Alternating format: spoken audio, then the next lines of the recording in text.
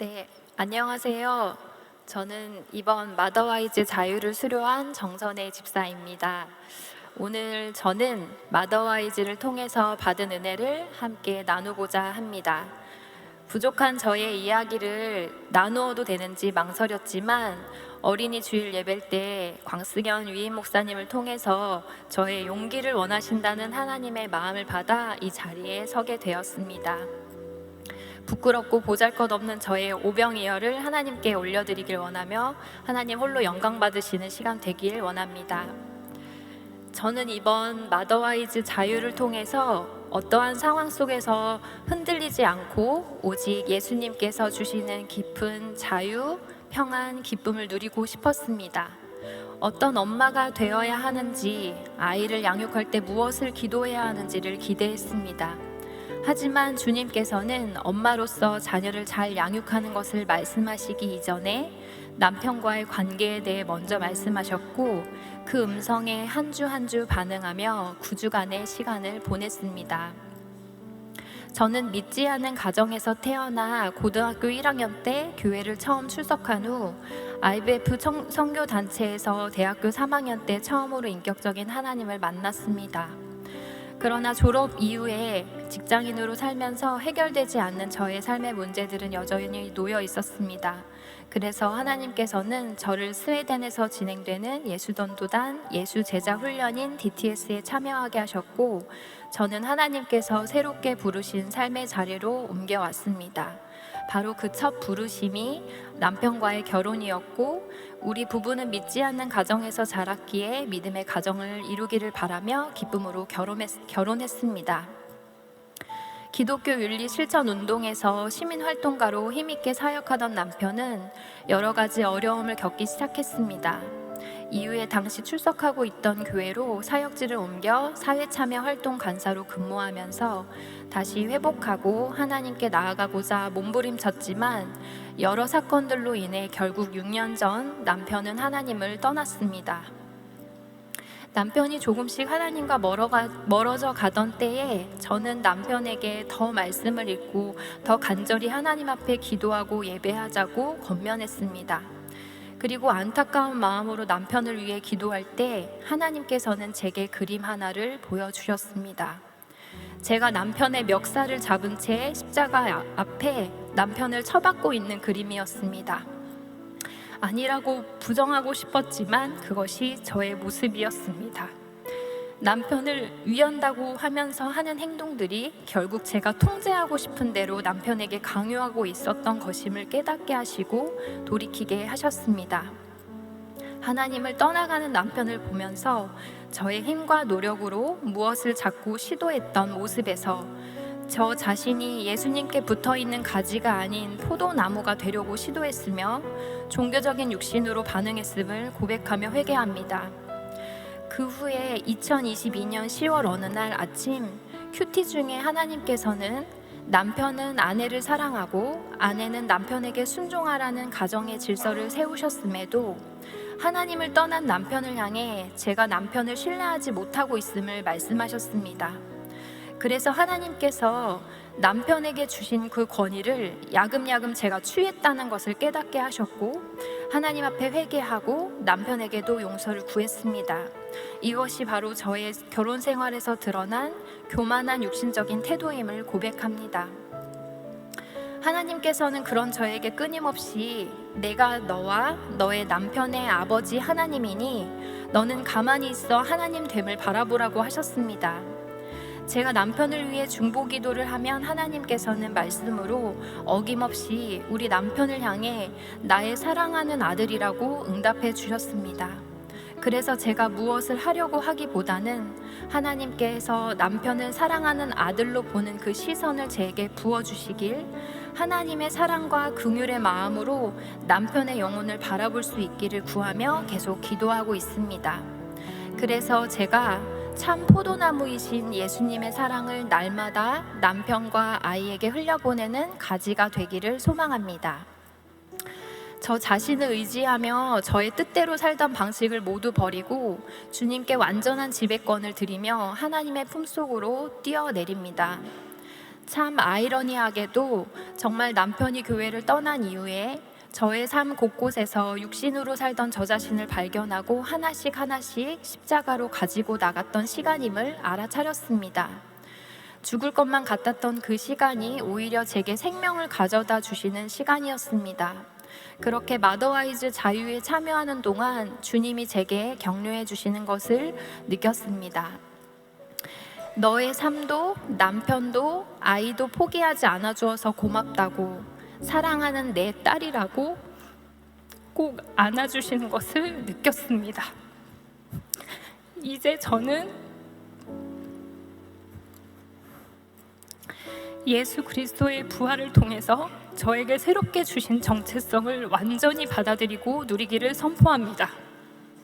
저는 하나님의 자녀이며 예수님의 친구입니다. 저의 정체성을 기억함으로 제 환경과 상황은 달라지지 않지만 저의 시선이 바뀌었음을 고백합니다. 그래서 이제는 생명의 성령의 법으로 사는 자유함이 무엇인지 평생 경험하며 살아가기를 소망합니다. 마더와이즈 4주차의 가지치기 원리를 다루고 맞이한 부활절 예배 중에 주님은 제게 친정엄마의 영접을 선물로 주라는 마음을 주셨습니다. 부활절 예배 후에 맞이하는 토요일이 친정엄마의 칠순 생일이었기 때문에 방문할 계획은 있었지만 그 마음을 어떻게 행동으로 옮겨야 할지는 잘 몰랐습니다. 그래도 주님이 주신 마음에 순종하며 교회 전도센터에서 영접 기도문이 있는 전도지를 가지고 친정엄마를 방문하여 복음을 소개했습니다. 딸이 교회를 오래도록 다녔지만 복음을 자세하게 처음 듣는 엄마는 믿어지지 않는다고 영접 기도를 2번 거절했습니다. 마지막으로 권면하고 싶어서 설명하던 때에 성령님은 제게 더 이상 설명하지 말고 영접 기도를 바로 하라고 하셨습니다. 그래서 엄마에게 설명을 멈추고 영접 기도하자고 제안하니 하시겠다고 하여서 영접 기도를 했습니다. 엄마는 정말로 예수님을 자신의 구주로 영접했습니다. 엄마가 믿어지지 않는다고 했지만 자신의 입술을 움직여 예수님을 믿고 따르겠다고 고백했습니다. 영접하는 엄마를 보면서 겸손과 믿음이 무엇인지 목격할 수 있었습니다. 20년 동안 가족을 전도하기 위해 갖은 노력과 수고로 애쓰던 저의 육신의 방법으로는 할 수 없었던 일임을 너무나도 명확히 알 수 있었습니다. 그리스도의 부활의 능력이 엄마에게 흘러가도록 저를 통로로 사용해 주신 하나님께 모든 감사와 찬양을 올려드립니다. 그 하나님 앞에 이 수많은 믿음의 고백을 했지만 저는 여전히 이 시간이 너무 외롭고 어둠 속에 있다고 느낄 때도 있습니다. 또한 하나님께서 우리 남편을 영영 저버리신 것은 아닌지 덜컥 겁이 날 때도 있습니다. 그러나 신실하신 하나님께서는 자신의 사랑하는 아들을 버리실 리가 없음을 믿음으로 선포합니다. 신실하시며 능력이 많으신 우리 하나님의 역사하심을 잠잠히 인내하며 기다립니다. 지난 20여 년 동안 가족의 영접과 구원을 위한 기도 제목 중에서 엄마의 영접을 통해 기도가 응답받은 것에 다시 한번 하나님께 감사드리며, 엄마가 영접하신 것처럼 저의 공로 하나 없이 하나님께선 일하시겠다고 하실 때에 단번에 이루신 것과 같이 우리 남편에게도 하나님의 때에 하나님의 방법으로 하나님께서 일하실 것을 신뢰합니다. 그래서 남편이 하나님과의 관계가 회복되어 하나님을 다시 사랑하고 온 가족이 함께 하나님을 예배할 날을 기대하며 기도하며 기다립니다. 마지막으로 9주간 하나님과 저와의 관계에 집중하며 하나님 안에서 진정한 자유를 누릴 수 있도록 섬겨주신 이미경 사모님을 비롯한 마더와이즈 팀장님, 조장님들, 또 여러 모양으로 섬겨주신 마더와이즈의 모든 스태프분들께 이 자리를 빌려 감사의 마음을 전합니다. 지금까지 저의 부족한 이야기를 들어주셔서 감사합니다.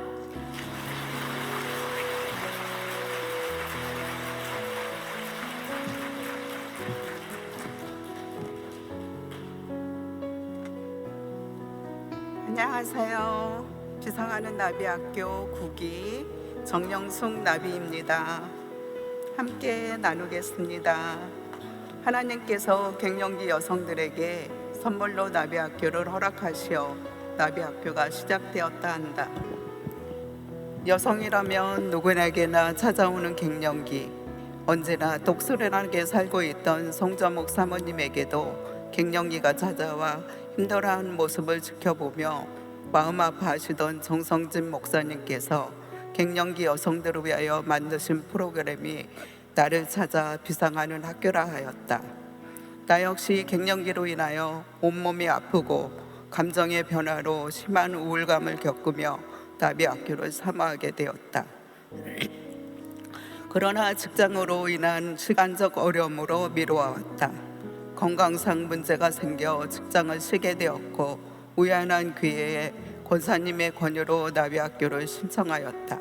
3월 7일 드디어 나비학교의 첫 시간이 시작되었다. 내가 속한 질주에는 아는 분이 아무도 없었다. 조장님과 부조장님, 처음 만나는 조원들이 어색하면서도 반가운 첫 시간이었다. 이경희 사모님의 정체성을 찾아서라는 강의를 들으며 사람과의 관계에서의 어려움을 겪으며 상처받지 않으려 그동안 나는 애써왔고 언제나 문제는 나에게 있다고 생각했다. 내가 무엇을 잘못했을까? 나를 자책하면서 먼저 미안하다고 말을 해야만 마음이 편안해졌다. 아무렇지 않은 척 애쓰며 참으며 살아왔던 나와 대면하는 시간이었다. 나에게 담대히 외쳐라. 나만 그런 게 아니야. 누구나 다 그래. 그래서 뭐 어쩌라고? 억눌리고 답답한 마음이 뻥 뚫리는 기분이었고 시원했다. 앞으로의 내 삶에 어떠한 일들이 일어난다 할지라도 하나님의 사랑하는 자녀답게 당당하게 용서하며 나를 사랑하며 살아갈 용기가 생겼다. 용서는 선택이 아닌 하나님의 명령이기에 용서하며 살 것이다. 세상과 믿음 사이에 살면서 갈등하는 문제들, 갱년기를 지나며 힘들어 지쳐있는 우리들에게 꼭 필요한 프로그램들로 시간 알차게 만들어진 것 같아 정말로 잘 시작했다는 생각이 든다. 드디어 기다리고 기다리던 필그름 하우스로의 소풍 선로 역정은 믿음으로 살고 있는 나를 돌아보는 시간이었다. 믿음으로 살고 있다 하면서도 하나님의 말씀대로 산다고 하면서도 말씀과 기도로 영적 무장을 해야 함에도 불구하고 내일로 또 내일로 미루게 되는 게으른다. 그럼에도 참 소망 되신 주님이 나의 가는 길을 인도하시기에 어떠한 모습들로 나의 믿음을 시험한다 할지라도 어떻게 믿음을 지켜내야 하는지 함께한 목사님의 자세한 설명으로 더 쉽게 알게 되었고 다짐하게 된 시간이었다. 나도 누군가의 철로 역정에서 신실한 믿음의 길잡이가 되고 소망 같은 친구가 되어 수많은 세상의 유혹들을 지나 죽음의 강을 무사히 건너 천성에 입성하기를 소망한다. 하나님께서 허락하신 소풍은 너무나 즐거웠다. 조장님과 부조장님은 세심하게 필요한 소풍들을 챙겨와 소중하고 즐거운 추억들을 만들어 주었고 배려하고 존중해 주었다. 이 땅의 섬김의 모습으로 오신 아름다운 주님 닮은 모습이었다. 덕분에 우리는 모두 다 깔깔깔 웃어대는 소녀들의 청순한 모습들로 돌아간 즐거운 시간이었다. 우리에게 나비학교를 선물로 주신 하나님의 자녀로 천국을 소망하며 사는 것이 우리를 향한 하나님의 사랑이며 은혜입니다. 모든 영광 하나님께 올려드립니다. 감사합니다.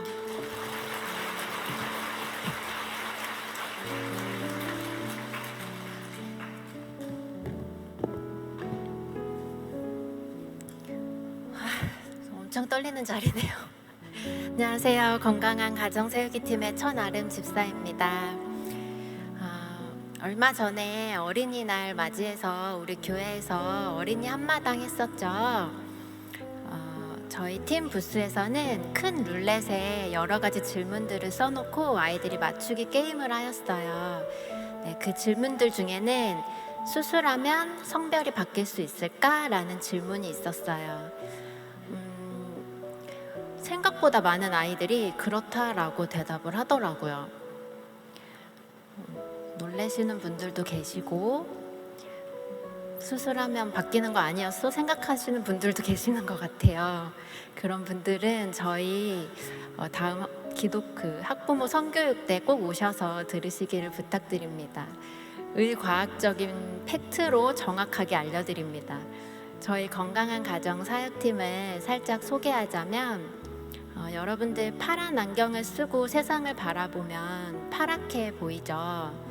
노란색 안경을 쓰고 보면 노랗게 보이고요. 이렇게 세상을 바라보는 관점을 세계관이라고 합니다.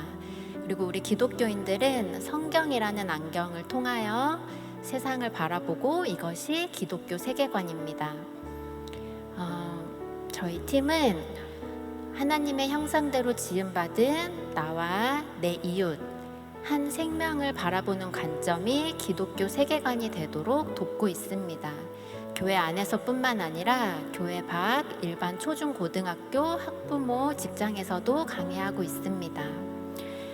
제가 이 팀에 어떻게 들어가게 되었냐면요. 3년 전쯤 저희 교회에서 학부모 성교육을 했어요. 그때 팀장이신 이진선 팀장님께서 강의하셨고 그걸 들으러 갔는데 다음 세대에 대한 마음이 있어서 그랬는지 모르겠지만 그걸 듣는 내내 제 마음이 요동쳤습니다. 자리에서 일어나서 집에 가려는데 주님이 그 팀에 들어가라는 마음을 주시는 거예요. 그래서 애써 모른 척하고 집으로 갔는데 계속해서 그런 마음에 거룩한 부담감을 주셨습니다. 사실 그때 저는 교회의 어떤 부서에 들어가서 다시 섬길 수 있는 상황이 아니라고 생각했습니다. 왜냐하면 한 5년 전쯤 이제 공황장애를 겪게 되었어요. 남편이 너무 바빠서 산후조리원에서 나온 직후부터 계속 혼자 아이를 양육하였고 저에게 맡겨주신 생명을 혼자 돌본다는 게 정말 겁이 났습니다. 잘 키워보려고 무던히 애썼던 것 같아요. 코로나까지 겹치면서 더욱 고립되었고 온라인 예배도 잘 지키지 못하는 지경까지 왔습니다. 저는 인격적으로 주님을 만난 후부터는 주님과 동행하지 않는 삶은 상상조차 할 수 없다고 생각해 왔는데 어느새 주님과 매일 지키던 그 기도 시간들도 잊어버리고 제 힘으로만 주님 없이 아등바등 살고 있었습니다. 당연히 주님 없는 제 삶은 두려움으로 가득 찼고 아기가 아프면 다 제 탓인 것만 같아서 손을 계속 씻기 시작하고 새벽에도 몇 번씩 일어나서 온습도를 체크하고 창문을 확인하고 집을 소독하고 그러던 어느 날 갑자기 심장이 막 빨리 뛰기 시작하더니 숨이 쉬어지지 않고 이대로 죽는구나 싶은 순간이 왔습니다. 두어 번 이런 상황이 발생하자 저는 병원으로 갔고 불안장애라는 진단을 받았습니다. 공황장애, 강박장애, 범불안장애 이런 것들이었고 2년여 동안 의사와 상담하면서 약을 먹고 치료했습니다. 저는 몸이 아프면 병원에 가서 치료받듯이 마음과 정신이 아파도 똑같이 해야 한다고 생각합니다. 그때는 말이 잘 나오지 않았어요. 단어들도 잘 생각이 나지 않았고 마치 뇌가 멈춘 것처럼 느껴졌습니다. 사람들을 만나는 것도 힘들었습니다. 정말 힘들었던 것은 기도가 되지 않았어요. 기도해야지 마음 먹어도 기도가 나오지 않았습니다. 제 안에 주님이 주신 소명이 있다는 것을 분명히 알고 있었지만 다시 일어난다는 것이 너무나 힘들었습니다. 심지어 계속 그렇게 사는 것이 편하고 그렇게 사는 게 맞다는 사단의 속삭임에 한없이 어둠 속으로 내려가고 있었습니다. 그런데 너무나 감사한 것은 주님 저를 기다려주세요. 저를 놓지 마세요. 제가 했던 기도들을 기억해 주세요. 이 기도는 매일같이 내 입술을 열어 신음하게 해주셨습니다. 그 신음이라도 할 수 있었던 것이 얼마나 은혜였는지 모릅니다. 그렇게 어두운 긴 터널 끝에 어느덧 주님은 제게 오직 주님만 의지하며 일어서게 하셨고 제가 이사를 오면서 거룩한 빛 강성교회로 옮기게 되었을 때는 많이 회복은 되었지만 여전히 사람들을 만나는데 많은 두려움이 있는 상태였기 때문에 다시 성령 충만해지기를 오직 주님으로 채워지기를 간구하고 있었습니다. 그래서 주님이 이 팀에 들어가라고 하셨을 때 지금 내가 이런 내가 뭘 할 수 있겠어라는 생각이 가장 먼저 들었어요. 근데 하지만 여러분 다들 겪어봐서 아시듯이 순종을 해야 비로소 평안이 오잖아요. 그래서 저는 이 팀이 무엇을 하는 팀인지조차 모르고 그냥 순종했습니다. 그런데 들어갔더니 팀장님께서 거기 김지연 약사님이 A랩에서 하시는 성교육 강사 예방 과정 수료해 그러시더라고요. 그래서 그걸 하는 도중에 마약 예방 강사 과정도 해 이래서 그것도 했습니다. 다 했더니 전국에 각 지부가 있는데 파주 지부로 소속이 되더라고요. 그리고 이제 어느 날 또 전화가 오셨어요. 아름아, 주소 찍어줄게. 연구소로 와. 그래서 이제 갔더니 여기 매 모임마다 나와야 정회원이야. 이래서 또 매 모임마다 나갔습니다. 나가서 예배하고 기도하고 교육회관에 함께 연구하고 있었어요. 그랬더니 또 어느 날 이번 예수배움터 강의는 천아름 그러시는 거예요. 그래서 저 이진선 팀장님 아시는 분은 아시겠지만 조금 세시죠. 거역하기가 힘듭니다. 농담이고요. 정말 따뜻하신 분이십니다. 그래서 저 수요 예배 간증 시켜놓고 오늘 안 오셨어요.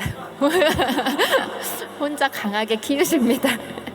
어쨌든 이 모든 과정들이 제가 생각할 때는 도저히 할 수 없는 상황이었지만 하나님께서 모든 환경을 만들어 주셨고 제가 다 순종할 수 있는 마음도 허락하셨고 성령님께서 마치 이렇게 부드러운 바람으로 저를 밀어주시는 것 같았어요. 처음 교회에서 강의하게 된 날 아침에 공황장애 증상 나타나면 먹으라고 병원에서 준 비상약을 화장대에 꺼내놓고 한참을 망설였어요. 이걸 먹고 가야 하나.